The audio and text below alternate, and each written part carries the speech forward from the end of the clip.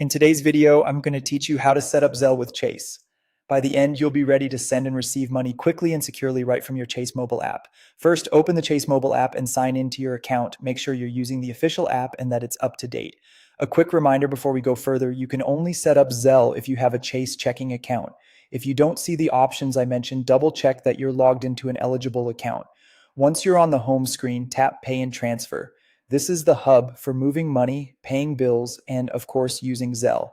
From there, select Zelle. You'll be taken to a welcome screen that introduces the service and what it can do for you. Tap Get Started. Chase will present the terms and conditions along with the privacy notice. Take a moment to read through these. They explain how Zelle works, the types of transfers allowed, potential limits, and how your information is used. When you're comfortable, accept to continue. Next, add and verify your email address or your mobile number. You can use either or both if you'd like extra flexibility. Chase will send you a one-time code to confirm that you own the contact method you entered. Go to your messages or email, grab that code, and enter it right away. If it doesn't arrive within a minute or two, check your spam or junk folder or request a new code.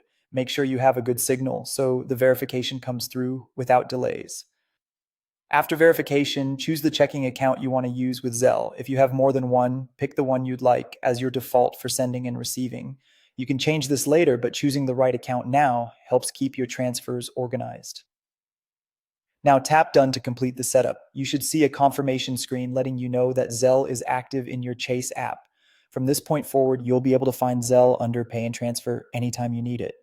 Finally, wait for a confirmation email or text message. This is just a record that your enrollment went through successfully. Keep it for your reference. That's all you need to set up Zelle with Chase. Remember to use Zelle only with people you know and trust, and always double check recipient details before sending. If you found this tutorial helpful, don't forget to like this video and subscribe to my channel for more Zelle tips and tutorials.